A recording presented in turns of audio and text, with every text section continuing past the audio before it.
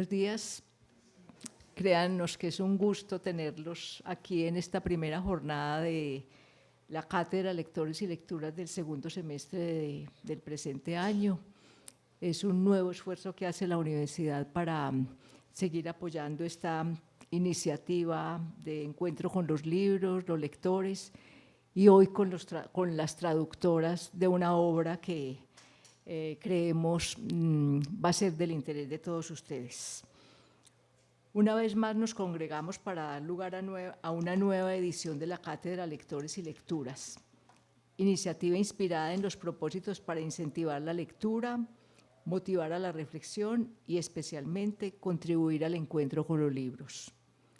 Hoy, como en las ocasiones anteriores, merece destacarse que no obstante la crisis financiera que hoy día sortea la Universidad de Antioquia, la Vicerrectoría de Docencia, gestora de esta iniciativa y de su apoyo desde sus comienzos, continúa con su aval a la Cátedra Lectores y Lecturas y a sus encuentros en torno a los libros y la lectura.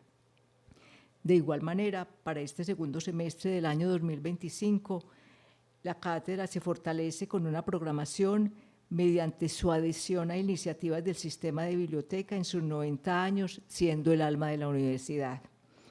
Para la presente edición tenemos como invitados centrales a los lectores, profesores de la Universidad de Antioquia, quienes a lo largo de este semestre disertarán sobre los autores Ludwig Levinson, Juan Goytisolo, Mary Yolanda Sánchez y Mario Vargas Llosa. Esos son los escritores sobre los que vamos a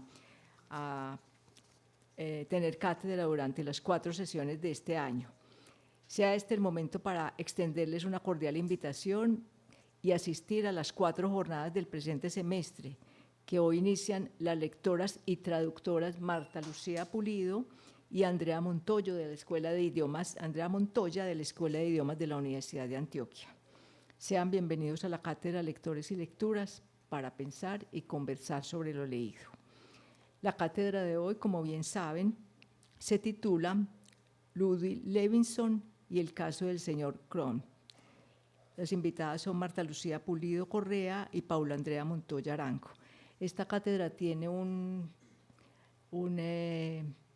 algo muy importante, y es que las 2 profesoras invitadas son traductoras. La profesora Marta Lucía es la traductora de la obra sobre la que se va a trabajar hoy. Ella tradujo la obra del francés y del inglés al español. Es la primera vez que se presenta el libro y la traducción en el mundo. Sí, nunca se ha presentado. La publicación la hizo la editorial Hermida Editores, pero no se ha podido presentar. Entonces hoy vamos a estar de estreno de la cátedra y de estreno de 2 traductoras que son un lujo para la universidad y para la cátedra también. O sea que hoy le vamos a dar el bautizo al libro con esta presentación. La presente cátedra, la profesora se concentrará en la disociación imaginativa como estrategia que marca el estilo de este autor, una especie de ausencia prusiana, un paréntesis en la narración que permite el ir y venir del pensamiento libremente, una especie de juego provocado por circunstancias de extrema claridad, por situaciones en las que el personaje es consciente de su encierro, sabe que está atrapado y que no tiene salida. Esta estrategia es entonces una de las alternativas narrativas para evitar que el autor se vea obligado a dejar que su personaje principal se hunda en la locura o en la desesperanza. Hablaremos también de la traducción de la obra y de todo el proceso, yo diría, que las vicisitudes que pasa un traductor para traducir una obra y ver luego si realmente los editores la publican como es debido. La profesora Marta Lucía Pulido es profesora e investigadora del programa de traducción de la Escuela de Idiomas de la Universidad de Antioquia. Hizo sus estudios de maestría y doctorado en la Universidad de París. Fue profesora visitante en el programa de doctorado en traducción de la Universidad Federal de Santa Catarina, en Brasil. Tradujo de Ludwig Levinson La llama vehemente y El caso del señor Kron, la segunda obra sobre la que va a hablar hoy, que fueron publicados en Hermida Editores.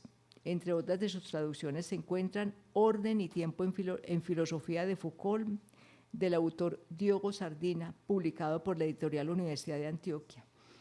En el 2015, Hartmann publicó en francés un libro de su autoría, la obra narrativa de Mauricio Blanchot. Por su parte, la profesora Paula Andrea Montoya es también doctora en traducción y traductología por la Universidad de Montreal y magíster en traducción por la Universidad de Ottawa. Es docente e investigadora en el programa de traducción en la Escuela de Idiomas de la Universidad de Antioquia y coordinadora del grupo de investigación en traductología de la misma casa de estudios. Sus campos de interés son la historia de la traducción en Colombia, la teoría de la traducción, la metodología de la investigación en la traducción en las humanidades y la enseñanza de la traducción. Participó en la traducción del libro Los traductores de la historia, editado por Jean Delis y Judith Wordsworth, publicado por, yo la miro porque no sé si pronuncio bien, publicado por la editorial Universidad de Antioquia. Como ven, tenemos hoy la dicha de contar con personas, con profesionales de la traducción que se han dedicado de lleno a esta difícil tarea, así que muy bienvenidas y a Marta Lucía, el público la recibe con un aplauso. Muchas gracias.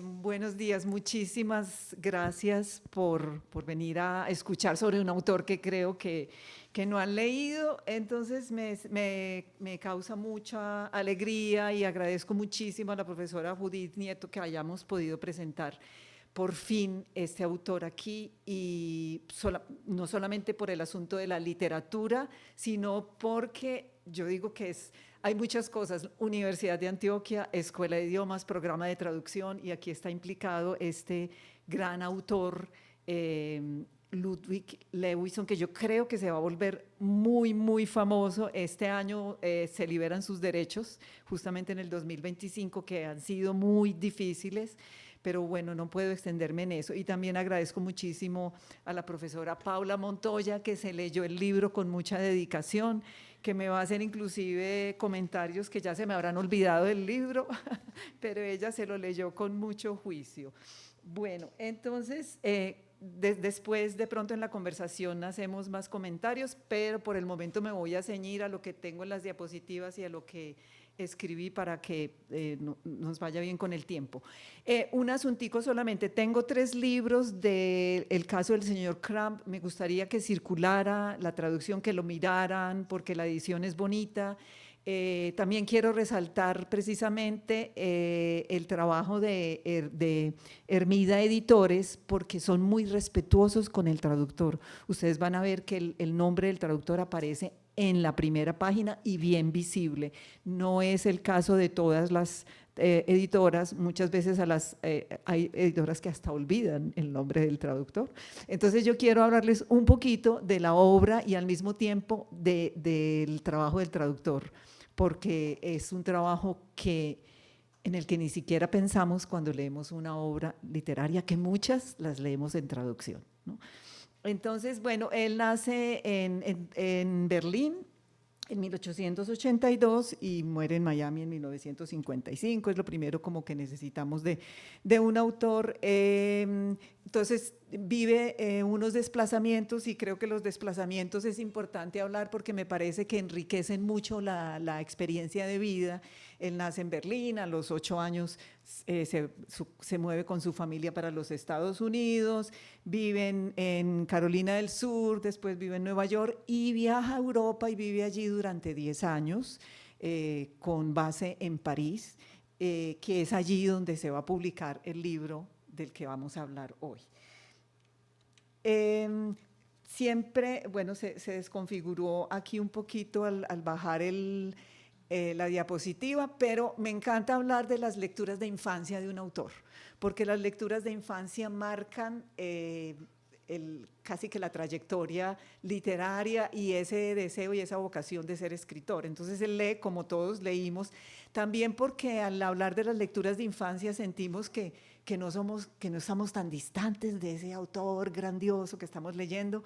Él leyó cuentos de los hermanos Grimm, los cuentos de Hans Christian Andersen y Las Mil y una Noche, que es una obra que me parece que es una obra tan grandiosa, yo creo que todos lo sabemos, que viene desde la cultura persa y que ha atravesado todas las culturas occidentales. Entonces muchos han leído Las Mil y una Noche, Gabriel García Márquez es uno de los que dice que fue un libro que lo marcó.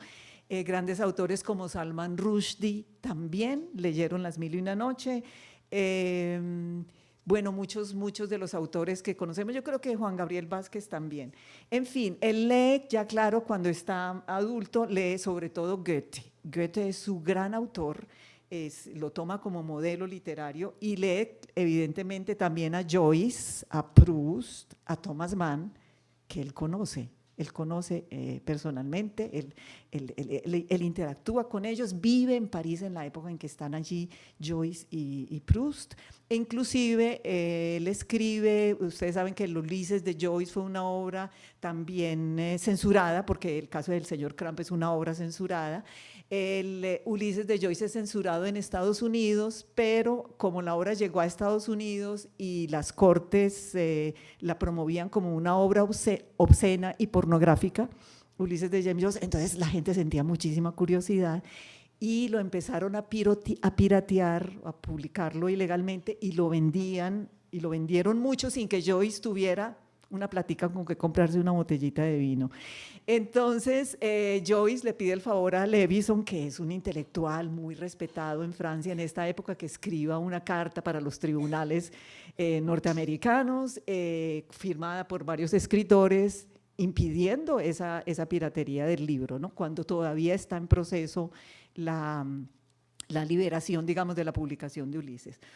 Bueno, el padre de Levison leía, entre otras, Dickens y Shakespeare, entre muchas obras. El padre de Levison también era, digamos, un intelectual, ellos eran modestos, pero muy cultos, y entonces uno ve en la obra de Levison esas descripciones tan dickensianas de la miseria, ¿cierto?, de la sociedad de ciertos lugares, y en fin. Y Shakespeare, yo pensaría que tal vez parte de la influencia está en la poesía que también escribe Levison. Los sonetos de Shakespeare pues son, yo diría que más grandiosos que su obra de teatro, pero bueno. Levison entonces es traductor también y editor. Entonces yo quiero comenzar, como digo, que estamos hablando sobre todo de traducción literaria. Levison, nosotros consideramos cuando hacemos traducción literaria que el traductor literario es el lector por excelencia, porque tiene que leer muy bien la obra.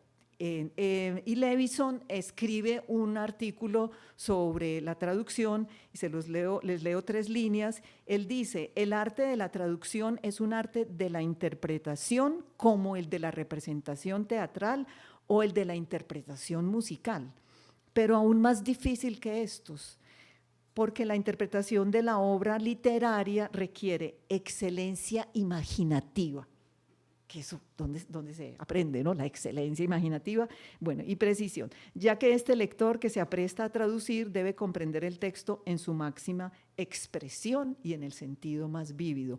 Esto lo escribe Levison como introducción a una de las obras que va a publicar. Todavía estamos en el caso de una de las obras que publica, que es Los poetas de la Francia moderna, que es una compilación que él traduce de poetas como Baudelaire, Verlaine, y él hace una introducción que hace parte de los discursos de la traducción que no enseñamos a los estudiantes, porque no sé por qué Levison, claro, no lo hemos tenido en esa cohorte de los traductólogos, digámoslo así, pero es una introducción que él hace a la traducción de sus poemas, y esas introducciones, como la que hace, por ejemplo, Proust, de la traducción de Ruskin, son discursos sobre la lectura de un traductor. La lectura detallada de un traductor. Walter Benjamin hace también una introducción, que es un texto muy famoso, a la traducción que él hace de Le Tableau Parisien de Baudelaire, y es un texto de teoría literaria muy controvertido, muy estudiado, y precisamente voy a mencionar a Harrison, porque Harrison tradujo ese texto del inglés al español, el texto de Benjamin, La tarea del traductor, y sobre esa traducción hay mucha conversación y mucha tinta corrido sobre algún errorcito que hizo Son y que hizo que el texto produjera mucha controversia. Bueno, esas cosas en traducción son muy interesantes, pero lo interesante de Harrison, que entonces también es un traductor, es que él fue contemporáneo de Ludwig Levinson, y él escribió un in memoriam, un obituario para la muerte de Levinson, y en ese obituario cita a Thomas Mann, ¿no? Y Thomas Mann dice de Levinson: es un luchador incansable, uno de los mejores hombres de los que la América intelectual puede jactarse hoy. Entonces, pues digo yo que es muy bonito tener que Thomas Mann tenga esa concepción de ese autor que estamos trabajando hoy. Voy a pasar por algunas reseñas sobre el caso del señor Crump, antes de ya entrar en la novela.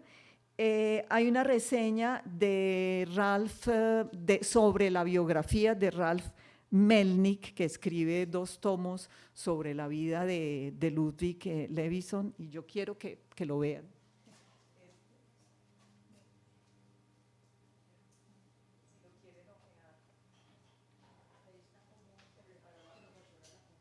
Entonces yo quiero que lo vean por una parte, porque quien me obsequió los 2 volúmenes también está aquí, el profesor Juan Guillermo Ramírez.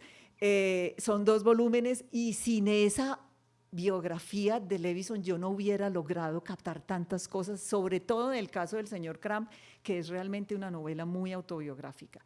Entonces, como ven, me estudié esa biografía, no he querido separar las señalizaciones porque me gusta volver ahí. Es para esa reseña que aparece en la página de Wayne State University, dice que Levinson es una figura literaria imponente en Estados Unidos y en Europa a comienzos del siglo XX. Entonces es bastante extraño, bueno, no es extraño, sino por los sucesos del nazismo, que muchos alemanes quedaron como apartados del mundo intelectual. El caso del señor Crump, publicado en 1926, es en buena medida el relato ficcional sobre el fracaso del primer matrimonio de Levinson, y él ataca abiertamente la moral hipócrita de esta época en los Estados Unidos. Freud, que también conoció la obra, admira esta obra, que considera la más grande novela psicológica del siglo, y la califica como una obra maestra extraordinaria. Entonces, claro, esa era la época en que todo el mundo hablaba de Freud en París, los años 26, 30.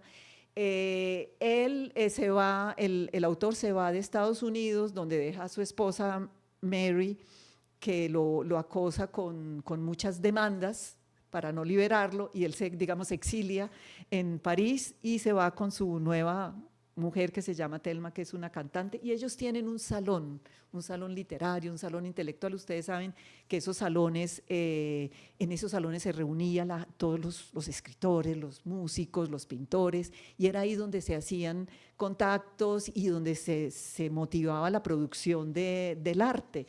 Proust nunca tuvo un salón de estos, porque él, me imagino que no quería atender a nadie, pero él sí visitaba los salones, y acuérdense que en su obra lo que él describe es todas esas conversaciones en esos salones, la hipocresía, ¿cierto? La manipulación de todos quienes tenían esos salones. Bueno, en fin, hay salones de salones. Georges Sand, que fue la amiga de Flaubert y también compañera de Chopin, también tuvo un salón en París. Bueno, era un asunto muy importante en París, y todavía Levinson y su esposa lo mantuvieron, su nueva esposa.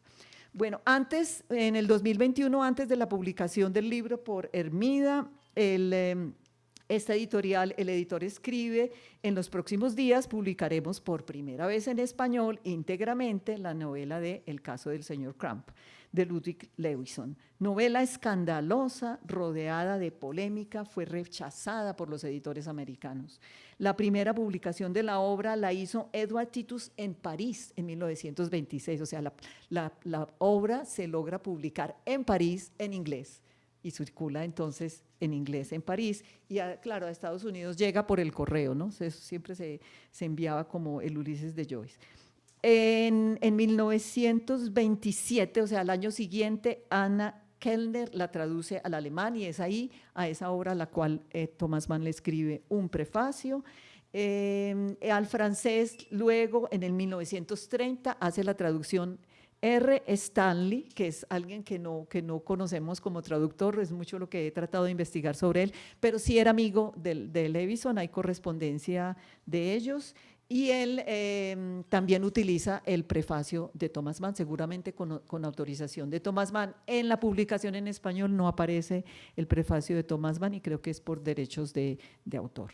Y se hace en 1931 una segunda edición en París en inglés, o sea, digamos en Europa circula el caso del señor Crump, pero en Estados Unidos, que es digamos su país de acogida y donde él ya es americano, no circula el caso de Mr. Crump, sino hasta 1947, 20 años después. Bueno, el editor agrega… el editor agrega algo muy importante, y es, refiriéndose a Anne, el personaje del capítulo primero y el personaje femenino de la obra, que se trata de uno de los personajes femeninos inolvidables de la historia de la literatura y mi novela favorita desconocida, dice Alejandro Roque. Y el editor agrega entonces el resumen, digámoslo así, que un joven e inocente académico y músico culto de origen alemán decide dejar a su familia para conquistar Nueva York tras una aventura sexual con Anne, nuestro personaje del primer capítulo, una mujer madura, casada, manipuladora y experimentada, adicta al sexo.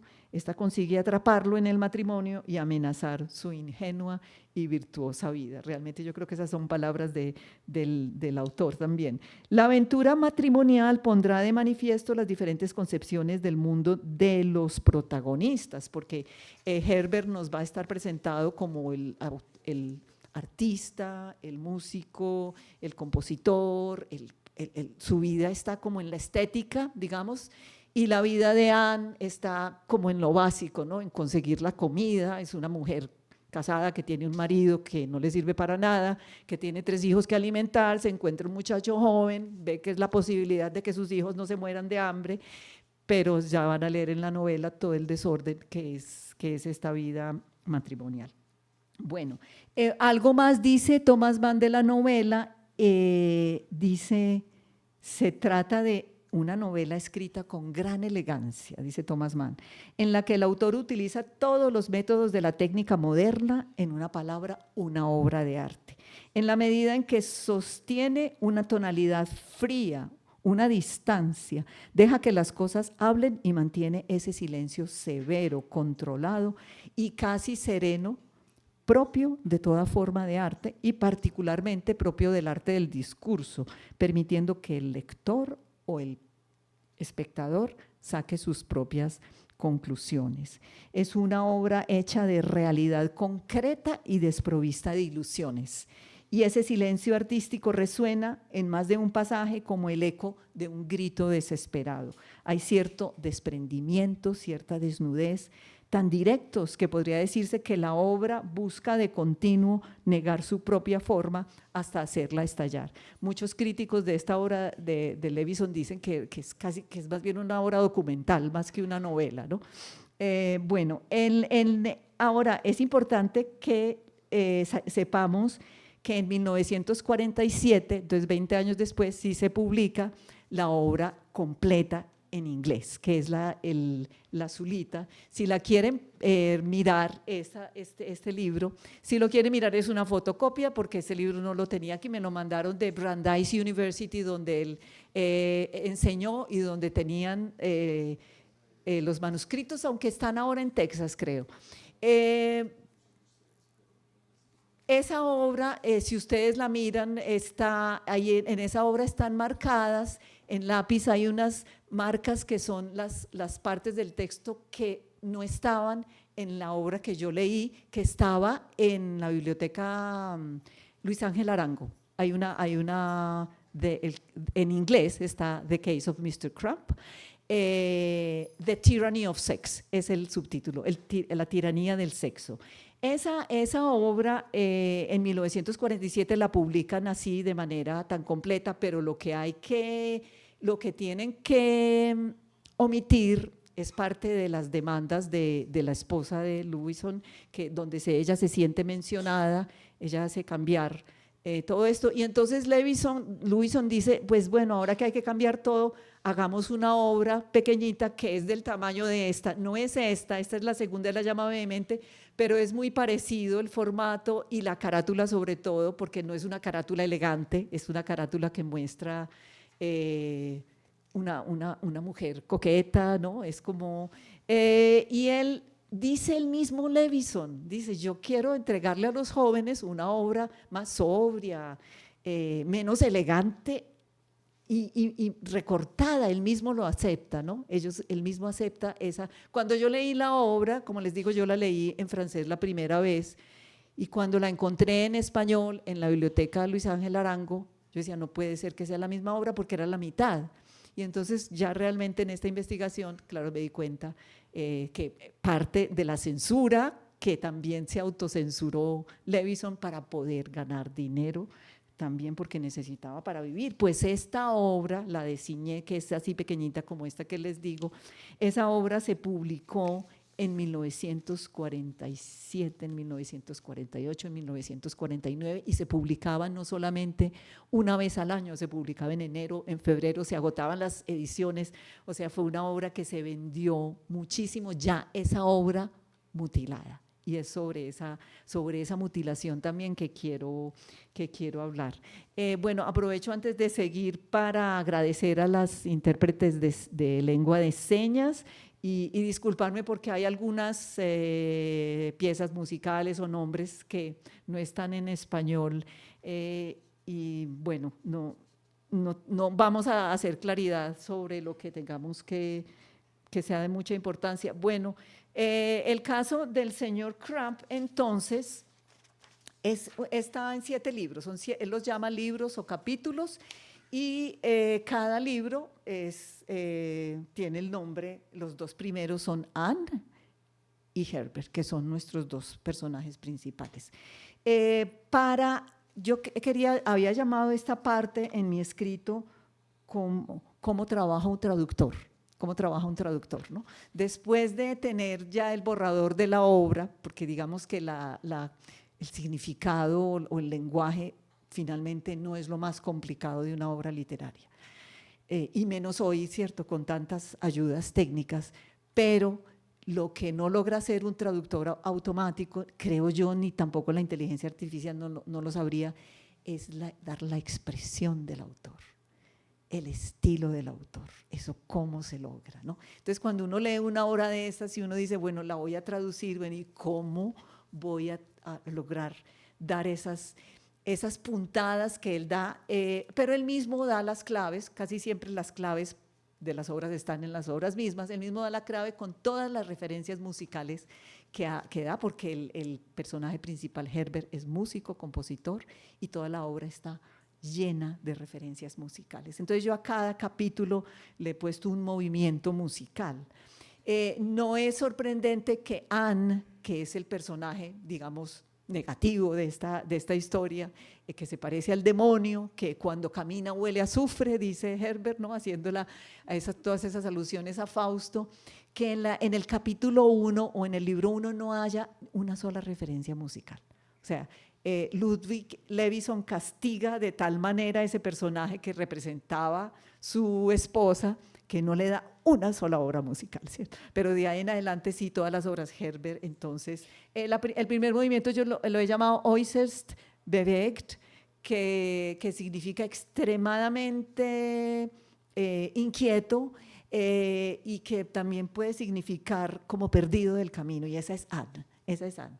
El segundo libro, que entonces es Herbert, es un adagio, y el adagio, como ustedes, como saben, creo, es cargado de suavidad, aunque el movimiento final del primer libro se asemeja más a Anne, hay un ruido terrible, el mismo estertor, un final de platillos estridentes, y ya les voy a comentar la obra musical con la cual relacioné este libro, que no sé si la tienen en el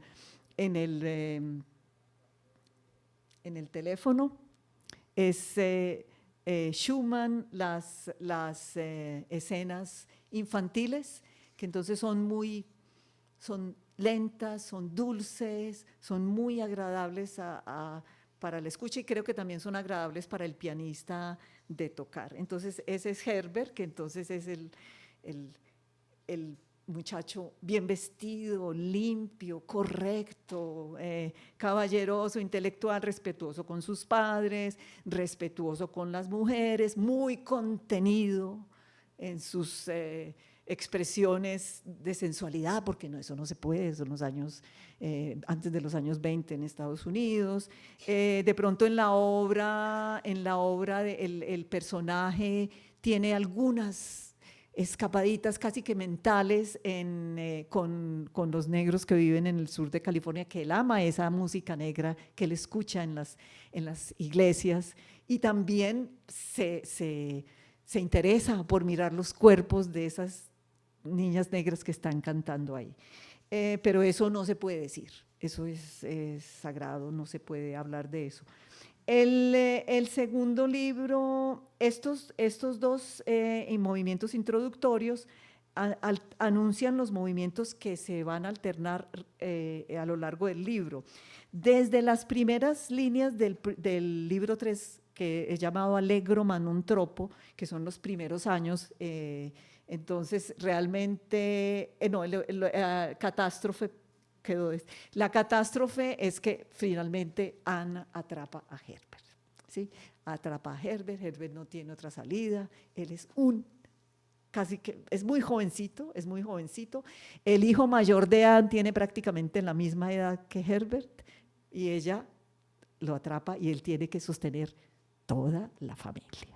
Él está apenas teniendo su primer trabajo, tiene que sostener la mamá de Anne, casi que tiene que sostener el ex marido de Anne, porque ellos se divorcian, tiene que sostener los 3 hijos que no son de él, y después el hijo mayor, Bronson, inclusive, se consigue una novia o se casa, y también Herbert tiene que sostener la novia de Bronson, y tiene que sostener la hija que Bronson y la novia tienen. Bueno, así termina la vida de Herbert. El libro 3 entonces comienza con un allegro ma non troppo, porque él está en Nueva York, él se contacta con esta señora que se llama Anne, y la señora dirige una coral mediocre, pero ella le dice, no, venga usted a dirigir este coro. Entonces él va a firmar el contrato, y ese es un momento muy doloroso para el lector, cuando firma el contrato, porque uno sabe que ahí ya está, ella lo tiene atrapado. Bueno, el libro 4 entonces se desarrolla en Andante. Son los primeros años de Herbert, ya descubriendo una vida de hombre casado. Entonces él tiene que conseguir el apartamento, comprar los muebles, todas las cosas que de todas maneras crean cierta ilusión, ¿no? Esos son los pequeños momentos de ilusión, los muebles nuevos. Anne saca créditos por todas partes, el salario nunca le alcanza a Herbert porque ella hace créditos aquí, como Herbert es un profesor de colegio, de escuela musical, entonces le dan créditos muy fácilmente, entonces Herbert nunca tiene plata, no tiene sino deudas. El movimiento quinto es ya más perturbador, y al movimiento quinto lo he llamado acelerando, progresivo y silencioso. El movimiento quinto ya, digamos, vemos que Herbert está llegando como al tope de la tolerancia, empieza realmente a odiar a Anne, porque Anne se presenta sucia, ¿sí? Siempre está discutiendo, siempre no le importa, o sea, el pobre Herbert es como un cero a la izquierda en la casa donde viven, está cansado de trabajar tanto, tiene que trabajar demasiado, porque está sosteniendo una familia muy, muy grande. Tiene que descuidar a sus papás porque Anne lo obliga a que sostenga a toda esa familia que él acaba de conocer, pero él no puede tener ningún gesto con sus papás, con sus propios padres. Bueno, entonces el libro sexto alterna entre un andantino caprichoso con la aparición de los Halliwell, es una familia también de músicos y de melómanos que lo va a apoyar mucho y que entiende, que logra entender y logra que Herbert hable de lo que le está pasando, porque él no ha hablado. Él ha vivido todo eso con algún amigo, pero no lo puede hablar abiertamente, no puede, porque el hombre no puede hablar mal de su esposa, ¿no? Ni siquiera pensar que se va a divorciar de ella porque está enamorado de alguien más. Eso no es solamente, no es, digamos, como clasificar como pecado, sino que la sociedad lo echa de la universidad. La sociedad lo rechaza, ¿no? Entonces eso es muy pesado en los Estados Unidos en esa época. De hecho, la siguiente novela que él escribe, que se llama La llama vehemente, que también traduje al español, es la historia, una novela, son dos abogados y los dos abogados, su objetivo es hacer que el divorcio sea efectivo en los Estados Unidos, ¿cierto? Y eso es una tarea muy, muy difícil en los años 30. Y entonces, articulando y desarticulando estos movimientos, intervienen los intermezzos, que es lo que se llama la disociación imaginativa, que así lo llama Levison.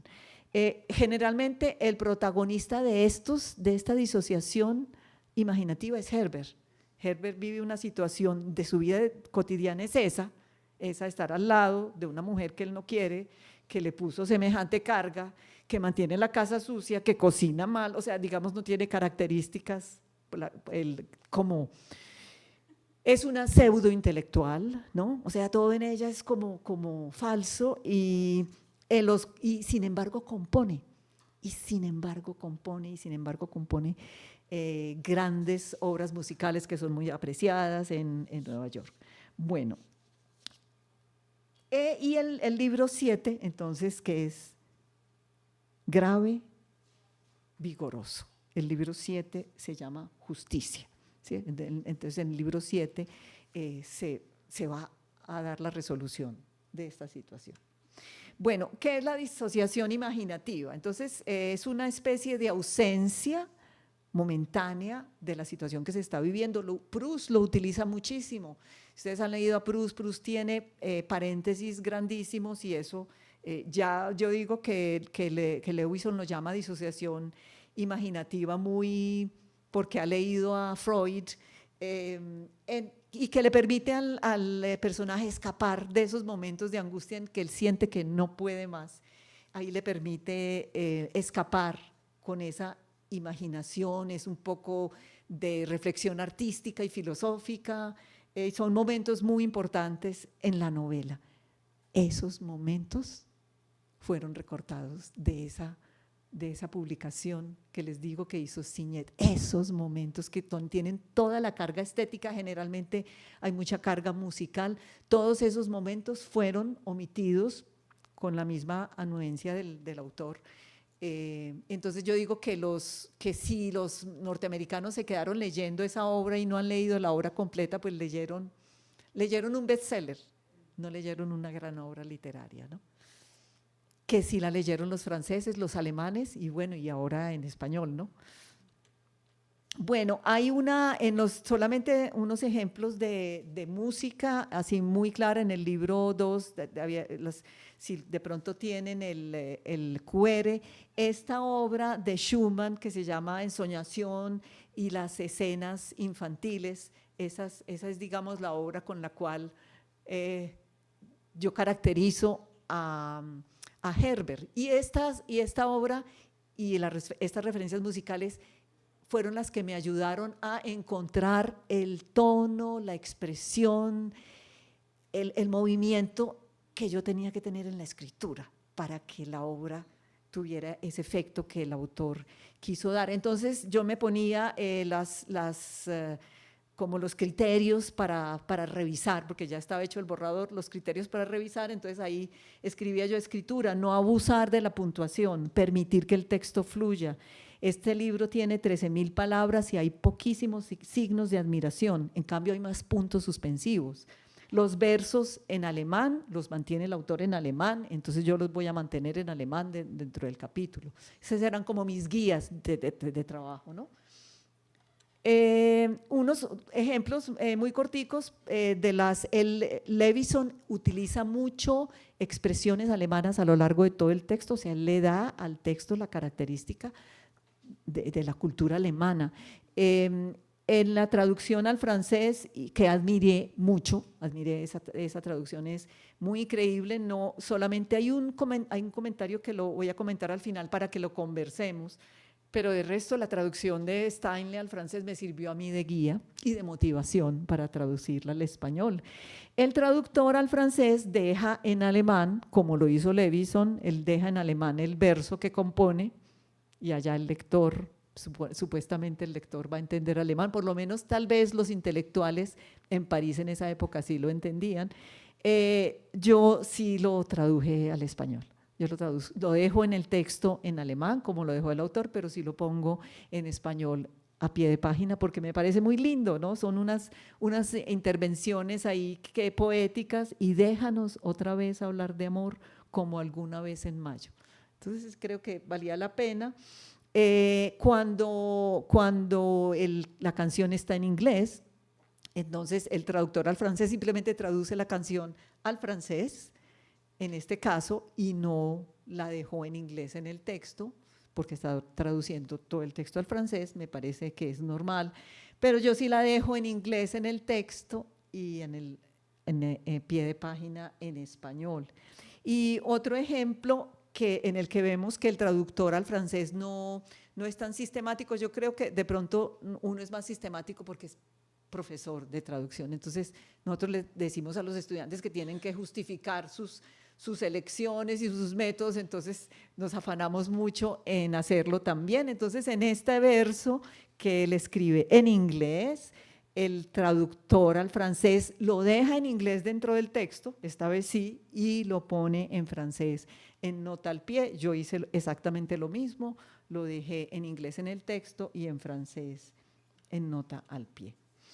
En el libro 6, Crisis, lo he relacionado así como que la obra que me ayudó a mí a sentir esta expresión en este libro es la Patética de Beethoven, el primer movimiento, no sé si tienen la posibilidad de escucharlo. Es un movimiento que da la tonalidad de que no hay marcha atrás. Estamos en el capítulo 6. La situación va a resolverse de alguna manera y en mi guía de escritura yo escribo, hay frases cortas, rápidas. Este capítulo tiene que ser escrito en frases cortas, rápidas. Los signos de puntuación deben indicar gravedad, aridez, desespero, frenesí. Las frases que ocupan menos de una línea caen en la frase siguiente rápidamente. Ese es, digamos, el movimiento también de la escritura que es muy importante seguir. Y en el libro 7, Justicia, la Sinfonía Trágica de Mahler. Esa sinfonía es impresionante, es una marcha, entonces es una marcha que empieza golpeado, muy duro, es la tonalidad de un pesimista, es la derrota o mejor la entereza, la dignidad, el coraje. El final no es victorioso, ya les estamos contando el final de la obra sin contarlo, el final no es victorioso, pero es digno. Prácticamente se vuelve a la serenidad del libro 2, que es Herbert. Digamos, Herbert se reencuentra con su serenidad en este capítulo, que es muy tremendo, pero ya no la serenidad dada por la inocencia y la seguridad hogareña y familiar, sino la serenidad dada por la satisfacción de la labor cumplida, de la liberación a toda costa.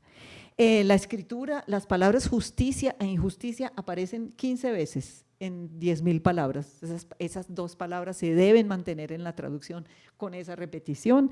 Las frases son medianamente largas, entonces son más largas que en el capítulo de crisis, y esto le da un ritmo más sosegado a la narración. Yo había separado en el libro algún ejemplo de disociación imaginativa. No tengo tiempo, había separado como uno por capítulo, pero no tenemos tiempo de leerlos todos, pero sí podemos leer uno que yo sé que,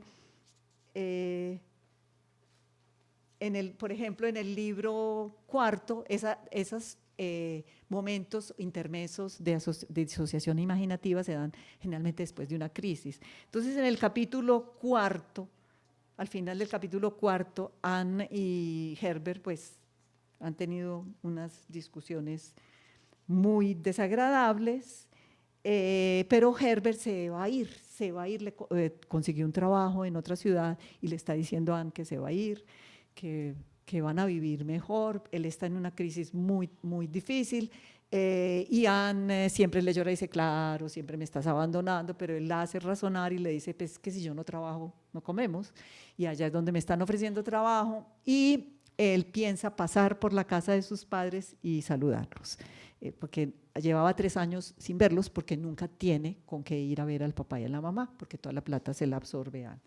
Entonces, Herbert sale de esa, digamos, discusión o de ese momento en el que él trata de convencer a Anne de que se va a ir, muy agotado, y ya toma el tren para irse. Y entonces, en ese momento, yo les leo estas lineecitas del tren, dice él. Ya en el tren, Herbert se sentía como un hombre que ha pasado por una enfermedad larga y penosa. Se sentía limpio y fresco, estando solo. Todo era puro, tranquilo y maravilloso, maravillosamente placentero. Los árboles eran tan verdes y el cielo parecía lavado. La comida sabía bien. Su cuerpo era joven y fuerte. Qué tonto había sido al sentirse tan desesperanzado. Como solía decir su abuelo, Dios es bueno. Pronto estrecharía la mano de su padre y sentiría el beso de su madre y estiraría su cuerpo en sábanas con olor a lavanda, porque ni siquiera se acuesta en una cama limpia. Escucharía las olas chapotear y murmurar entre las rocas de la bahía. Entonces, esos momentos de disociación imaginativa son siempre muy bellos, son siempre muy cargados de estética, y como digo, es lo que me parece a mí que es una tristeza que no. Ahorita podríamos de pronto en la conversación hablar de alguno de esos momentos de la disociación imaginativa, que es cuando Herbert se imagina una mujer y se enamora de esa mujer imaginada, que es muy proustiano. ¿Ustedes se acuerdan que en el primer libro de Proust el personaje coge la almohada y dice, y la abraza como si fuera una mujer, ¿no? Y es la almohada, ¿no? No es sino la almohada, pero es la imaginación, la disociación imaginativa. Ya al final de los 7 capítulos, y ya para que pasemos a la conversación, el autor escribe un posfacio. El autor complementa la narración con un posfacio de 4 páginas que quiere hacer énfasis en la realidad de los hechos contados. Ahora estábamos leyendo toda una obra de ficción. El que no sabe, el que no se ha leído la biografía de Levison no tiene por qué saber que es autobiográfico, entonces uno se ha leído la obra como una novela, pero al final llega el posfacio y el autor utiliza la figura del narrador. Es una estrategia literaria, ¿verdad? El narrador ese fue el que contó la historia. El narrador dice que conoció de cerca a los Cramp. Evidentemente sabemos que esto es ficción, ¿no? El narrador conoció a los seres de ficción que son los Cramp. Coincidencialmente vivió en los lugares en donde ellos vivieron durante los periodos de la estadía de estos. Fue entonces muy cercano a ellos, y llegó hasta aceptar los filtreos de Anne Cramp con el fin de conocer detalles fidedignos de la historia y poderla contar. El lector de la traducción francesa, que ese sí es la pequeñísima crítica que le hago a Stanley, leyó autor, porque él tradujo autor. El autor dice que vivió cerca de los Cramp y no el narrador. Stanley tradujo autor. Para el lector de la traducción francesa, los hechos son tan reales que la novela es en realidad una crónica, una denuncia que el autor hace abiertamente, y el autor se responsabiliza de esta denuncia. Pero precisamente lo que Ludwig Lewisohn no quería responsabilizarse de esa verdad, porque se ganaba muchas demandas. Bueno, este desliz, creo yo, se debió seguramente a que eran amigos y que él, como sabía que eso le había pasado en la realidad, entonces él dijo, no, el autor fue el que, la historia la contó el autor y punto. Sin embargo, es necesario dejar claro en la obra en español que el autor utiliza la figura del narrador, de hecho repite la palabra narrador también muchas veces en esas 4 páginas para contar toda la historia de principio a fin, aún más con la intención de explicitar que si existe alguna similitud con su vida, se trata de una fatal coincidencia. Y ya para terminar, brevemente voy a contar lo que se omitió en esa edición de Signet, que es reducida.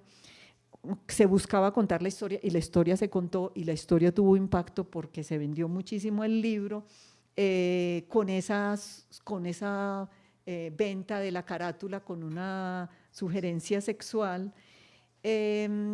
Como les contaba yo, en un anexo, yo hice un anexo, cuando hice esta investigación en el anexo estaban todas esas partes que el libro había omitido. La omisión de la figura de Anne con las apariciones en las que se marca lo diabólico, que una de ellas es el olor a azufre, eso desaparece en esta otra obra, ¿no? Entonces, digamos que tal vez eso suaviza también la actitud del lector hacia Anne, y tal vez también es el objetivo de Lewisohn para que el libro se pudiera vender.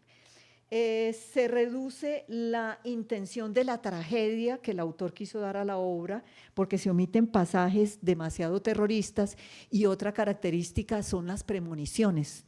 Todo el tiempo hay premoniciones que en parte son dadas por esas disociaciones imaginativas, y esas premoniciones hacen el asunto así un poco surrealista, ¿no? Eso desaparece de esta obra, digamos, mutilada. Los movimientos de la escritura se ven afectados por la omisión de las canciones como las que le presenté, esas se omiten. Todas las expresiones poéticas, descripción de atardeceres, de luminosidad en el paisaje, de sensaciones producidas por la naturaleza, toda la parte poética fue omitida. Bueno, toda narrativa que abre el camino hacia la tragedia es omitida, a mí me parece que en detrimento de la obra, pues si no del autor porque él mismo lo quiso, pero sí en detrimento de la obra, y por eso me parece que esta traducción al español es importante para recuperar la obra. Y por último, quiero decir algo sobre la traducción. La traducción es uno de los ejes de la formación discursiva y de la formación cultural, es decir, como el acto que provoca constantemente nuevas discursividades y que pone en cuestión los supuestos culturales. En el sentido benjaminiano que hablaba de la supervivencia de la obra, la traducción deja de ser equivalencia para ser transformación. Al dejar de ser la traducción un problema de equivalencias y pasar a ser un problema de asociaciones, entendidas como parte de un contexto cultural y de la transformación de ese contexto, el traductor juega un papel importante, haciendo visible su participación en la medida en que toma decisiones a la vez que actúa como mediador, extranjerizando, si así lo considera el texto que traduce.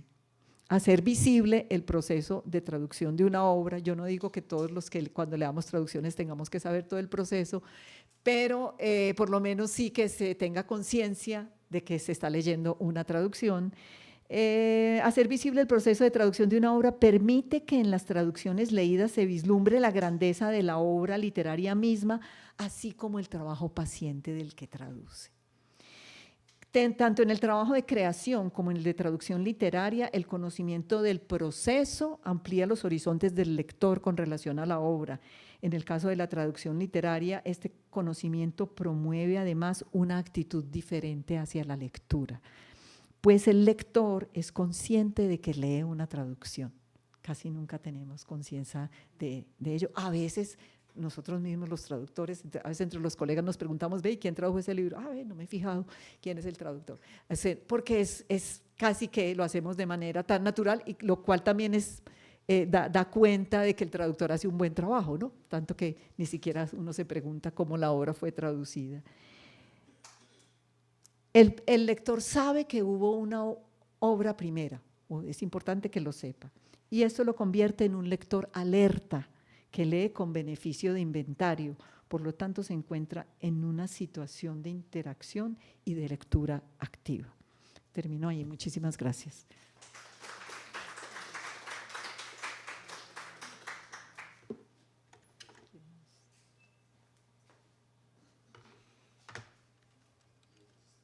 Bueno, muchas gracias, Marta, pues por este camino que nos haces tanto de la obra de este autor como de la traducción. Y bueno, mis preguntas se van a concentrar justamente como en hablar de estos dos elementos. Primero, pues, yo creo que resaltar algo que es muy importante. Yo la obra la leí 2 veces. La primera vez cuando la leí, yo realmente quedé muy impactada, porque lo primero que dije es: ¿cómo es posible que este autor no se conozca? O sea, yo nunca lo había escuchado. Empecé ahí mismo a buscar información sobre él. Entonces, para mí fue muy impactante, lo primero, como ver, porque nunca habíamos escuchado sobre este autor. Entonces, mi primera pregunta es justamente esa. ¿Por qué crees que no se conocía nada de este autor? O sea, y que tú seas casi que la primera que trae al español este autor, ¿cierto? Que me parece a mí que desde su dimensión como lector, como intelectual, como profesor, pues era reconocido, tenía un reconocimiento, pues ahí limitado, y hablaremos justamente también de las limitaciones, pero pues increíble, pues como que la censura haya llegado al punto de casi opacarlo de esta manera. Entonces, ¿por qué crees que es un autor que no se conocía, y del que se levantó un velo tan grande como de silencio? Bueno, el autor, gracias Paulita, el autor se conoció en Europa, el autor lo conocieron los europeos, lo leyeron los europeos de su tiempo, pero claro, como él se exilió en Francia, entonces, digamos, fue olvidado en los Estados Unidos, además porque pues es que él estuvo entre las 2 guerras mundiales. Cuando regresa a los Estados Unidos, está el nazismo creciente en Europa. Ludwig está convencido de que Hitler quiere acabar realmente, que va a acabar con todos los judíos, y de hecho diezmó la población. Y lo alemán se vuelve muy controvertido en Estados Unidos. El solo hecho de tener un apellido alemán, por ejemplo, le quitaba el trabajo a un profesor de una universidad, sin saber si era judío o si qué era. No, solamente tener el apellido alemán ya era, digamos, una desgracia, y por eso cuando él vuelve a los Estados Unidos, su interés es recuperar para Occidente la cultura alemana y recuperar, por ejemplo, a Goethe. Ahora, el asunto, yo pienso, comparándolo con Thomas Mann, que yo creo que es un autor de la grandeza de él, es que Thomas Mann ya tenía en primer lugar, era un alemán que se va para los Estados Unidos, entonces digamos, Estados Unidos lo recupera y lo protege, pero él ya tenía una fama establecida, Thomas Mann. Ludwig Lewisohn se la está construyendo en ese momento y tienen que esperar muchos años. De hecho, hay otro contemporáneo de él que se llama Morgenstern, es un novelista también extraordinario, y creo que lo publicaron hace 10 años, lo tradujeron al español, que es de la época. O sea, yo creo que hay muchas cosas para descubrir todavía de intelectuales de origen alemán que fueron silenciados. Y mira que él mismo narra en el caso del señor Crumb, como sus padres, cuando llegan a Estados Unidos, lo primero que hacen es cambiarse el apellido, porque ese Crumb es con K, Entonces lo primero que hacen es cambiarse el apellido porque pues saben como las implicaciones que puede ser tener eso, además que vienen de toda la cuestión de la religión. Entonces, Marta, yo creo que hay una cosa muy interesante y es uno lee las obras también como retratos de las épocas, ¿cierto? Y nosotros cuando hablamos mucho a veces de esta literatura migrante o de que, ¿cierto? Lo tenemos como si fuera un fenómeno muchas veces hasta más contemporáneo, ¿cierto? No pensamos que a principios del siglo XX, o sea, finales del siglo XIX o principios del siglo XX, podamos vivir o experimentar esta literatura también migrante. Y yo quiero que nos hables un poco de en esta novela y bueno, porque una de las cosas que a mí me llamó mucho la atención cuando yo leí la novela, yo pensé que Levinson se había ido para Estados Unidos pues muy ya mayor, ¿cierto? No, se fue muy joven, o sea, era un niño. Entonces digamos que uno diría, no, ya lo había podido permear toda esa cultura estadounidense, pero realmente él conserva mucho sus raíces europeas. Entonces, en esta novela, ¿cierto? Donde uno no hablaría uno como de una literatura migrante como hablamos hoy en día, sino de una literatura moderna o empezando el modernismo.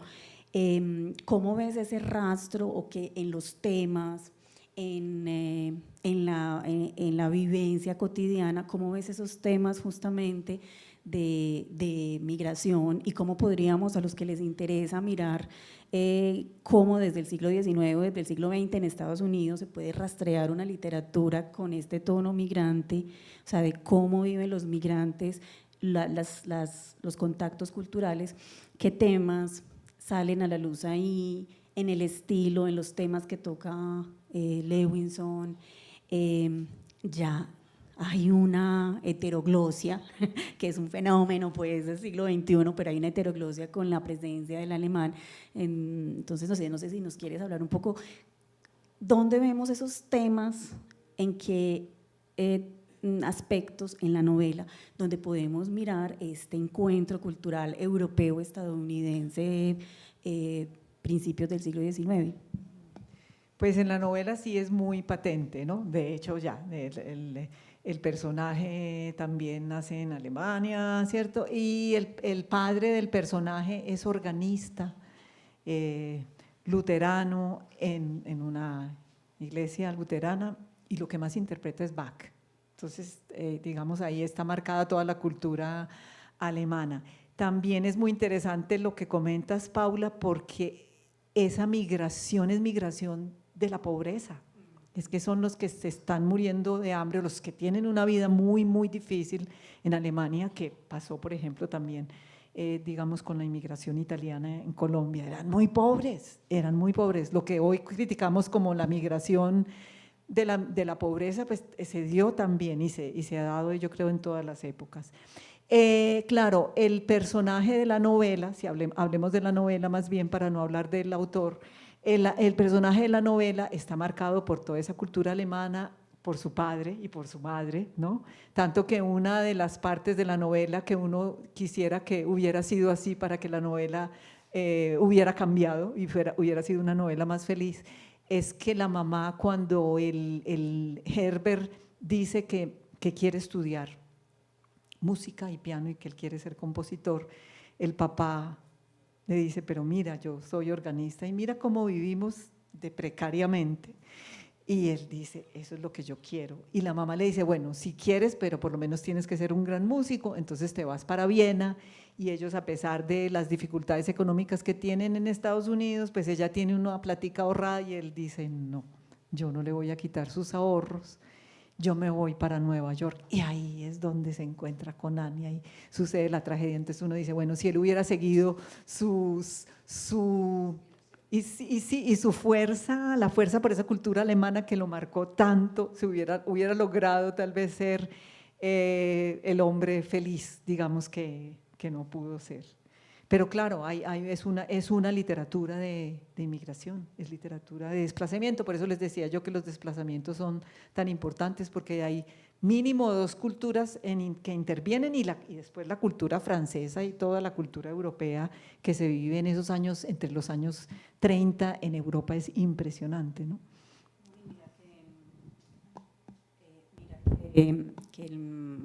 Cuando estalla la Primera Guerra Mundial, Herbert está trabajando en el colegio, hay otros profesores de origen alemán o prusianos, y mira que los echan del colegio, o sea, porque entre ellos se comunican en alemán como ¿cierto? Como para engañar ahí a la gente, pues como que no sepan de qué estamos hablando, y Anne muchas veces le dice, aquí no se puede hablar alemán, porque también sabe como las implicaciones de hablar de cosas que ella no puede entender, y mira cómo ahí queda retratado pues como ese estigma un poquito que vivieron los alemanes después de cuando estalló la Primera Guerra Mundial en Estados Unidos, que ¿cierto? No querían mucho como que se hiciera visible esa cultura alemana. Bueno, este libro es un libro que produce mucho conflicto, o sea, es un libro que uno, obviamente, el héroe es, sin lugar a dudas, Herbert. Anne aparece pues como realmente la mala, y yo cuando lo volví a leer, pues uno siempre quería, bueno, ¿por qué no se habla de Anne y también las condiciones que llevan a Anne a ser como es? O sea, porque Anne también viene de una familia estadounidense pobre. El mundo de Anne, ¿qué es? El mundo de Anne son alcohólicos, son borrachos, son jugadores, apostadores. No hay una salida para las mujeres. La salida de Anne, pues ella escribe poesía y ella en algún momento cree que puede ser escritora o que puede estar en el mundo artístico, pues y se ve condenada porque pues realmente se casa con un hombre que es un apostador, y que pues ya con 3 hijos, pues todos esos sueños de Anne, digamos, también, o sea, Levinson nunca, o sea, obviamente él retrata más la vida interior y la vida pues de Herbert, pero hay rastros donde uno puede como seguir un poco como la vida interior de Anne, porque Anne llega ahí, y no sé, me gustaría que hablaras, porque pues obviamente Levinson, como te digo, pues se centra mucho en Herbert, pues de los personajes femeninos que hay aquí y cómo se retrata, porque vuelvo como a la pregunta que te hacía ahora, pues estas novelas son también retratos de una época que me parece importante, esas figuras femeninas que aparecen ahí retratadas por Levinson, ¿cómo las ves? Desde obviamente pues Anne, pero todas las mujeres que llegan ahí a la vida de Herbert, que también están sus hijas, bueno, sus amigas que lo ayudan, su amante final también. Las enamoradas, o él se enamora platónicamente, lo que puede, ahí por los laditos. Sí, claro, a ver, él es un autor que está escribiendo la obra y es un autor que está haciendo una catarsis de esa vida que le causó demasiados problemas.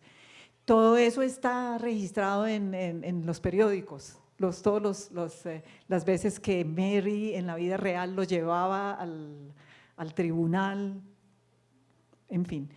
Todo eso está registrado, o sea, él vivió esa vida real, entonces yo digo que claro, él tiene que tener ese peso ahí, pero a mí me parece, y claro, y el contraste tenía que hacerlo con este personaje Herbert, que como les digo es un Schumann en las escenas infantiles, y con Anne, que es carente de música, o sea, era un contraste muy fuerte. Pero las otras mujeres que él describe, yo creo, la única mujer que él describe de esa manera tan desagradable es Anne. Las otras mujeres son dulces, son comprensivas, son inteligentes, no son necesariamente bonitas, o sea, no es, digamos, la belleza física la que lo impacta, sino su inteligencia, su sensibilidad. Entonces a mí me pareció que cuando yo leí también la primera vez esta obra, yo decía, casi que es no es posible ser feminista leyendo esta obra, porque Anne es un desastre. Pero claro, las otras mujeres que él trae a la obra son mujeres muy valiosas, muy valientes, y de una sensibilidad, digamos, parecida al alma del personaje Herbert. No, y Creo que hay un equilibrio, me parece que hay un equilibrio en eso. y como te digo, productos pues de su época, ¿cierto? Porque son Sí. mujeres que pues por un lado se ven, a veces no vamos a estar condenadas a aguantarnos unos maridos borrachos o apostadores, o como su primer amor en Nueva York, que es una mujer que desde el principio le dice, yo no quiero tener una vida, o sea, yo voy a estar acá contigo, pero yo no quiero una vida de pobreza, yo quiero ser famosa, quiero tener dinero, quiero cantar, pues estar en estos, empezar como esta vida de estrellas y de principios del siglo XX en Estados Unidos. Entonces son mujeres que uno ve pues que son justamente como esos productos también de la época. Bueno, yo creo que hay temas muy interesantes en la novela, vuelvo e insisto, como temas que podemos hacer como de todos esos contextos, y ya mencionabas como algunos de la época, entonces toda la influencia freudiana, ¿cierto? Porque evidentemente ahí se ve ese amor hacia la madre que tenía tanto Herbert, y bueno, ahí se va mirando, o sea, cómo se encariña de una mujer mayor, casi 20 años mayor que él, todo lo de la sexualidad, que en una sociedad que esa es la crítica que le hace mucho Lewinson, yo creo que a la cultura estadounidense, y es morales como por fuera, pero por dentro todos con unos deseos sexuales y unas ganas pues como de salirse de unos esquemas, pero reprimidos completamente. Bueno, uno creería que todos estos temas, ¿cuáles son de esos temas como tan tabú que ves que pueden haber en la novela y que son, digamos, también el producto, me imagino, mucho de la censura, o de la otra, o irse al extremo de también vender la obra, ¿cierto? Como casi, como estas novelas pues que se venden, donde románticas para hombres o mujeres, como para vivir fantasías amorosas, ¿cierto? Que esa es cuando la recortan, esa es la publicidad, digamos, que le dan, que es más que eso. Sabemos pues que esta obra es mucho más que los deseos sexuales desenfrenados de Anne o la represión de Herbert, sino que es una cosa mucho más profunda. O sea, ¿qué temas ves ahí, por ejemplo? Sí, precisamente lo que estás diciendo, ya te voy a responder, pero lo que estás diciendo, Paulita, es, creo que el hecho de que esa obra se haya recortado así, lo que también le resta ese lanzamiento, digamos, como a la celebridad, ¿no? Porque esa obra se vende mucho. Entonces, claro, todo el mundo está leyendo un bestseller, digamos, barato, que es en eso en lo que se convierte la obra. Pero hay muchísimos temas, hay muchísimos temas. En primer lugar, yo quería decir, Lewinson no quiere hacer una novela sociológica, porque entonces tal vez él sí pudo haber, digamos, presentado el contexto del que sale Anne, pero él hace una novela psicológica, ¿no? Él lo que quiere es que este personaje mostrar eso, o sea, Herbert no tiene por qué cargar en sus espaldas el pasado de Anne, ¿no? Es como lo que él quiere mostrar. Evidentemente que, claro, lo que se podría hacer, y que sería interesantísimo que alguien lo hiciera, es que se contara la novela desde la perspectiva de Anne, ¿no? Que es lo que han hecho, en muchas novelas se han hecho ese tipo de historias. No sé si han oído del Sargasso Sea, que es la historia esta que es contada desde la mujer antillana, que es la que se lleva el inglés para Inglaterra, pero en la obra inglesa se cuenta desde la perspectiva del inglés británico que estuvo en las Antillas y que se trajo una mujer de allá que se enloqueció en Inglaterra, pero alguien escribe, no tengo en este momento el nombre de la autora, pero alguien escribe esa novela que es desde la perspectiva de ella, de la mujer que viene de las Antillas, que la encierran en un cuarto, en una casa de Inglaterra y que ella se enloquece. Entonces casi que esta sería una propuesta para algún creador o creadora que se reescribiera, se recontara la novela desde la perspectiva de Anne y desde la perspectiva de la mujer en esa época en los Estados Unidos, ¿no? que digamos estaba muy desprovista, ¿no? de seguridad. Bueno, yo creo que… Pero Paulita, y el gran tema es el divorcio. A mí me parece que el gran tema, porque son muchísimos los temas, pero el gran tema que quiere lanzar aquí desde 1926 Levison es el divorcio, el derecho a divorciarse, que como les digo es la novela que sigue, que lo va a hacer desde una perspectiva bien jurídica, muy jurídica, es una novela muy factual, no tiene la música que tiene esta, pero es una novela súper factual y es un momento en el que en los Estados Unidos el divorcio no es aceptado, ¿no? Y sobre todo porque como son matrimonios que también llevaron, o sea, obligados bajo unas situaciones, tanto para los hombres como para las mujeres, tal vez en situaciones de, sí, obligados o por razones económicas o no, que ya se dieron un beso, entonces se tenían ya que casar. Entonces me imagino que es como el derecho también de, no, si uno no es feliz en un matrimonio, tiene derecho obviamente a divorciarse y a divorciarse en paz, tranquilo y no pues como en estos dramas tan tremendos que pinta Lewinson. Bueno, yo creo que de la traducción, y ya para también dar un poco la palabra al público, yo hay dos cosas de la traducción que quiero mucho hablar. La primera es, todos sabemos que, bueno, para los que no conocen mucho como del mundo de la traducción y los que conocemos del mundo de la traducción, pues sabemos que muchas veces los traductores pues se ven limitados por ciertos aspectos de los editores, ¿cierto? Porque los editores, que son los que finalmente publican los libros, ponen el dinero, pues son los que van a tomar a veces muchas decisiones finales, a veces sin consultarle a los mismos traductores. Entonces yo quisiera que nos hablaras un poquito de cómo fue ese proceso de edición con la editorial, con Hermidas, porque una de las cosas que a mí más me llamó la atención también cuando leí el texto la primera vez es, primero, en las notas de traducción, que son muchas, Marta tiene muchas notas de traducción, y para los que no saben mucho de traducción, las notas de traducción son a veces penalizadas por los editores porque para ellos son más páginas, más plata, más dinero, que los libros salen más costosos. Las notas de traducción son la forma que tenemos los traductores de dejar nuestra voz.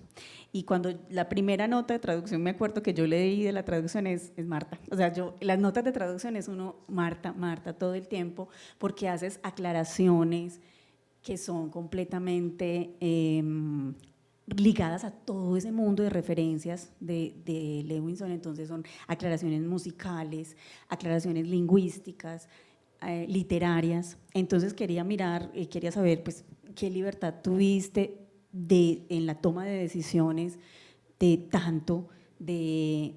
notas de traducción, del lenguaje, ¿cierto? Porque sabemos que es una editorial española, entonces ya también sabemos que ahí hay una diferencia porque no se ve ningún rastro de español de España también, entre otras cosas. Entonces, ¿cómo fue ese proceso de conversación con el editor para este tipo de elementos donde los traductores nos hacemos presentes y visibles en las traducciones? Bueno, gracias Paula. Sí, antes de que se me olvide, súper importante, porque fíjense que el trabajo de traducción es un trabajo en el que intervienen muchas personas, se logra hacer un libro gracias a muchas personas. La corrección de estilo, una de las correcciones, porque fueron varias, la hizo Olga Elena Marín, que es una profesora también de nuestro programa. Lo que resalto de Hermida Editores es ellos respetan mucho al traductor, eso no es siempre en todas las editoriales, ellos respetan mucho al traductor y de hecho sobre todo Hermida publica traducciones. Claro, lo de las notas, inicialmente yo creo que las tenía a final de cada capítulo y quedaron a pie de página, que me parece más fácil para el lector. pero nunca, creo que sí disminuí el número de notas porque tenía, en los borradores tenía muchísimas, pero sí las disminuí. Y también quedó en el español, digamos nuestro, ¿no? Pues español, no quedó en el español de la península, aunque yo, y claro, eso lo aceptó, me pareció muy, muy bonito. Solamente encontré uno en la página 266 y lo vi bueno, justamente en estos días. Dice, tú y tu prole podéis iros al infierno. Esa no la escribí yo. Eso fue lo único, pero de resto el texto sí se mantiene con el español con el que enviamos la obra, y eso me pareció, les digo, realmente es una editorial pequeña, no es una editorial tan grande ni tan conocida, las ediciones son muy buenas, ustedes van a ver, se lee rico, y es una persona, el director de la editorial, muy respetuosa con los traductores, entonces no hubo ese problema. Ahora, como les digo, el prefacio de Thomas Mann no se publicó aquí, yo creo que por problemas de derechos de autor, pero se menciona. Me parece importante que se publicó el posfacio, porque además otra cosa, en esa obra mutilada que leyeron muchos norteamericanos, no se publica ni el prefacio de Thomas Mann ni el posfacio. Y el posfacio me parece a mí clave es como que le da la circularidad a la obra, para entender a la obra. Al final, cuando uno lee el posfacio, uno dice, la obra adquiere una especie de circularidad que le obliga a uno a repensarlo, ¿no? El posfacio le ayuda a uno como a repensar la obra. Esa edición no la tuvo, la edición en inglés tampoco tuvo el prefacio de Thomas Mann, la completa, también supongo yo que por derechos de autor, pero no sé si le podemos dar la palabra al público. Paula, no sé qué piensas, Sí. si quieren comentar. Yo quería que comentáramos, o no sé, o sus impresiones, o el asunto de lo que habíamos dicho de la diferencia entre autor y narrador.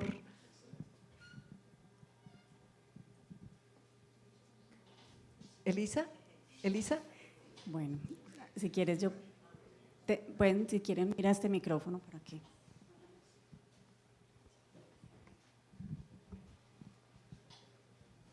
Gracias, muchas gracias, profes, muy interesante, muy hermosa la presentación. Bueno, con respecto a este caso de Lewison y que la profesora Marta aclara pues que sería más una novela psicológica y de pronto por eso ese aspecto que la profe Paula toca pues de cómo sería como esa mirada de la novela desde Anne. Pienso que es como muy revolucionario para este momento, traer pues como la novela, poderla leer en esta época donde digamos pues está toda la cuestión de la mujer, ¿cierto?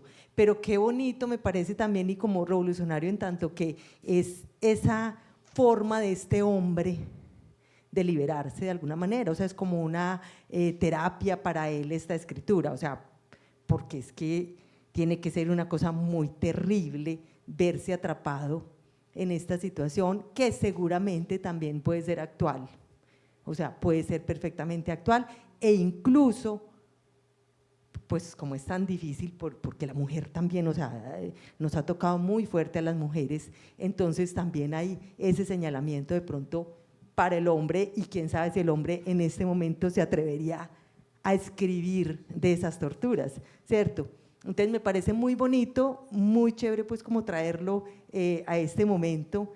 Yo he hecho pues, empecé a leer la novela por mil cosas, pero mejor dicho me voy a terminarla, porque sí me leí la otra, la del divorcio, la de la llama vehemente, excelente, o sea me pareció y voy a volver también a retomarla porque sí, muy muy interesante, también como para cotejar estas dos miradas, ¿cierto? Porque es que en esencia somos seres humanos, hombre, mujer, todos con nuestros dolores y la literatura siempre, y mire la traducción también trae otra vez estos dramas a colación. Muchas gracias. Gracias, Elisa. Pues de todas maneras el asunto de la mujer lo comentábamos con Paula, aunque Anne es esa mujer que totalmente negativa, ¿cierto? Digamos, no tiene cualidades, la mujer sin cualidades. Las otras mujeres que él retrata son mujeres, yo diría como, casi que me atrevería a decir como normales, son mujeres que se expresan, son mujeres que expresan sus sentimientos, su sensualidad, sus deseos de manera natural. Ana no, pero Ana, hipócritamente, Ana estaba casada cuando tiene una experiencia sexual con Herbert, ¿no? Digamos, ella le es infiel y parece que la hija menor no es de su marido, o sea, digamos que la señora no puede exigirle castidad a su marido, ¿cierto? Pero ella sí lo hace porque, pues, ¿cómo va a soltar un marido que la está sosteniendo económicamente? No hubiera encontrado a nadie que le hubiera hecho ese favor, ¿no? Y no sé si será una época en Estados Unidos en que tampoco hay apoyos, subsidios para las madres solteras, que hoy, digamos, los hay, o para las madres cabeza de familia, que aunque sean divorciadas, el gobierno les ayuda. A mí lo que me impacta justamente de esta novela hoy es que el discurso de Trump hoy, hablando un poquito, qué pena ahí, tenga esas tonalidades de puritanismo por las que tanto se luchó. Claro, yo no soy tan pesimista, yo digo, de todas maneras ya las sociedades cambiaron, ¿no? Eso se podía en esa época cuando la gente tenía tantas dificultades para expresarse, para comunicarse, tantos temores, ¿cierto? Un anuncio en el periódico acababa con una persona, hoy no, ¿cierto? Porque si sale un YouTube en contra tuya, tú puedes mandar a hacer otros 3 YouTubes que digamos catalizan eso, o sea, ya no es tan fácil a pesar de los medios de comunicación que acaben contigo. En ese momento, una crítica en el New York Times acababa con alguien, acababa con una reputación. Hola, gracias por la presentación primero, y yo quisiera hablar más, bueno, preguntar sobre el proceso de traducción, teniendo en cuenta que esta obra tiene tanta musicalidad, que hay una música, pues varios movimientos que dan como la pauta. ¿Crees que en ese proceso de traducción el ritmo del español en sí, o sea, teniendo en cuenta que cada lengua tiene también sus ritmos, cuando se traduce la lengua de la que tradujiste al español, ¿crees que hubo como conflictos en el ritmo del español? Como que si el español pudo haber afectado esa tonalidad del momento de tragedia, el momento de duelo, cómo esas melodías de cada lengua pueden confluir y a veces pelearse en los momentos de traducción. Gracias, Valentina. No sé, Paula, cómo sentiste eso, pero bueno, esta obra tiene evidentemente hay transformaciones, habrán pasajes que no quedaron tan atinados con la tonalidad del original, con seguridad, pero a ver, esta obra tiene una ventaja y es que es una obra escrita en un inglés en high English, digámoslo así, no hay mucha expresión coloquial, las pocas expresiones coloquiales son de Anne y muchas veces hay nota del mismo escritor. El traductor al francés también me ayudaron mucho las notas del mismo, porque él conoció a Levison en presencia, digamos.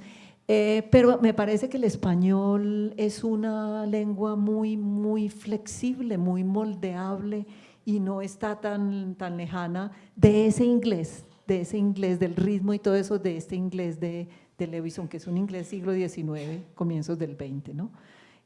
Otra cosa sería traducir una obra neoyorquina hoy escrita en inglés, como en slang o algo así, pero esta obra no, y precisamente las obras musicales que él menciona y con las que realmente marca el ritmo de la escritura también le permiten al traductor guiarse.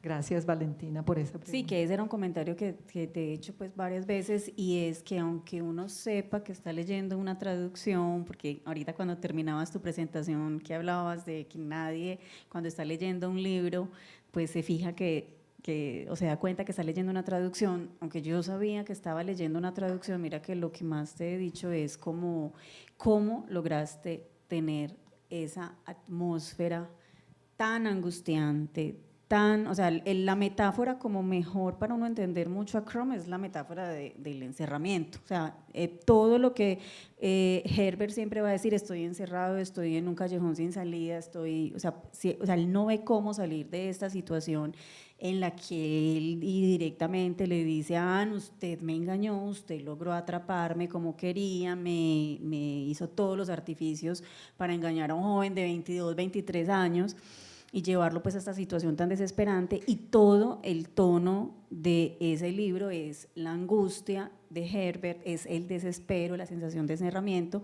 y eso en el libro se lee completamente. O sea, yo ni siquiera lo quisiera leer en inglés porque en español eso se siente. Entonces, que no sé si quieres, y ya para cerrar, digamos, cómo se conserva y cómo, porque finalmente hablabas también del estilo, que es lo más difícil de mantener, cómo se puede lograr una atmósfera tan de encerramiento, tan angustiante, tan sin salida. Bueno, yo insisto, gracias Paulita, yo insisto en que la música, las mismas referencias musicales que el autor da, evidentemente leerse el libro, claro, y como decía Marilyn Garis Rose, una obra literaria, si a uno le gusta mucho una obra literaria, ojalá la pudiera leer en varias lenguas, porque cada lengua le da una perspectiva. Entonces, claro, yo compré el libro cuando estaba haciendo mi doctorado en París. O sea, yo leí el libro en París digamos, con todo el ambiente francés que tenía, no conocía al autor. Claro, el libro me pareció grandioso, yo ya lo tenía en la cabeza, claro, cuando encuentro el libro en la Luis Ángel Arango, la mitad del libro, dije, aquí algo pasó. Mi traducción fue también una investigación sobre el autor, yo me leí casi todo lo que escribió, ya en estos días he descubierto que hay cosas que todavía no me he leído, pero me leí la historia de la literatura que él escribe, que a propósito aquí está uno de los volúmenes en traducción al español que está en la Biblioteca Central, que nos la trajeron hoy. Le leí su poesía, le leí las traducciones, porque él tradujo mucho teatro del alemán, le leí los ensayos y leí ese tomo de la biografía que yo les pasé, esos 2 tomos de la biografía que para mí fueron fundamentales, y de nuevo gracias Juan, porque me mostró todos los detalles de la vida que yo no hubiera podido describir si no hubiera conocido la biografía del autor. En este caso es indispensable. Muchos críticos dicen que uno no debe confundir el autor con su obra, pero en este caso la obra es muy autobiográfica, y realmente la autobiografía fue muy iluminadora para el trabajo. Y yo sí creo que mucha lectura, ¿no? Es mucha lectura. Yo creo que la traducción es eso, es el fruto de la traducción literaria, de muchas lecturas.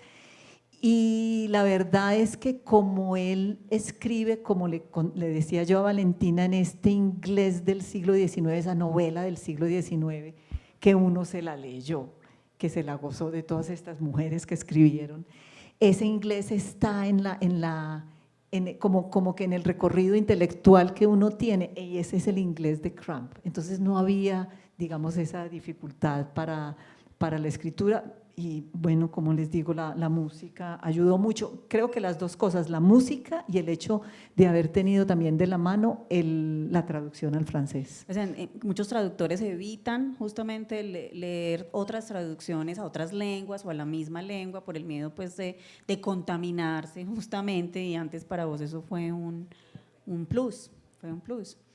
Bueno, yo creo que pues a los que no se han leído la obra, a Elisa que se la empezó, pues seguirla, continuarla, es muy dolorosa, es dura. Yo siempre pensaba que a veces como cuando uno lee esas obras de Dostoyevsky, que uno es como que, ay, ¿cuándo se le acaba el infierno a este señor? Es esa misma sensación de estar leyendo algo que es bien angustioso, pero es un retrato maravilloso de una época en Estados Unidos, es un retrato de principios del siglo XX, fantástico para mirar la cultura estadounidense, en contacto con Europa, en contacto con los problemas que empezaban a darse en Estados Unidos ligados a muchos temas, ¿cierto? A la moralidad, a la migración, a la mujer, al divorcio, al matrimonio. Entonces es una experiencia de verdad fantástica, y lo que dices, o sea, yo creo que es una prosa hermosa, es una prosa donde uno se sumerge realmente en el personaje y el dolor, digamos, y la desesperación que vive Herbert, se lee muy bien en la traducción. Yo digo que eso sí es un gran logro. Muchas gracias a todos. Muchas gracias a Paula, muchas Le doy la gracias. palabra a la profe Judith para despedir ya nuestro encuentro de hoy.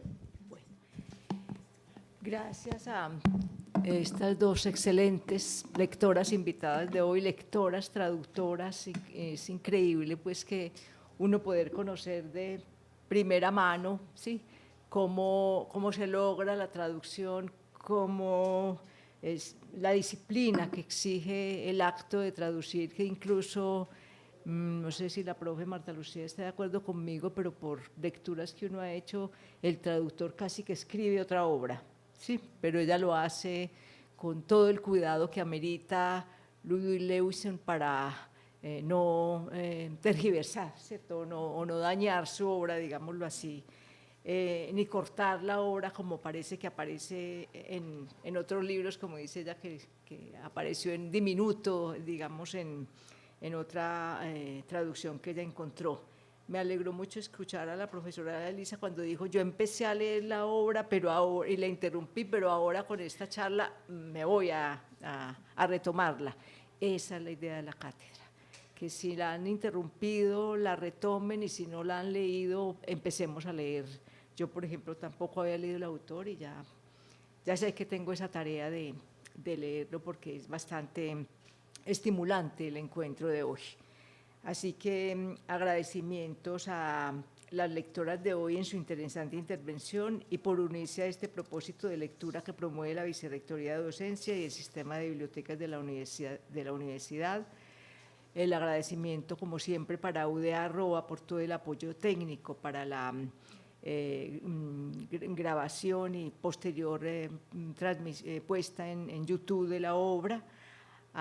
También agradecemos a Melissa Pinzonia Valentina Vélez, del Servicio de Mediación Interlingüística e Intercultural, por la interpretación del lenguaje de señas que nos hicieron hoy para quienes tienen la limitación auditiva, bien porque estuvieron aquí o porque verán la cátedra luego en YouTube.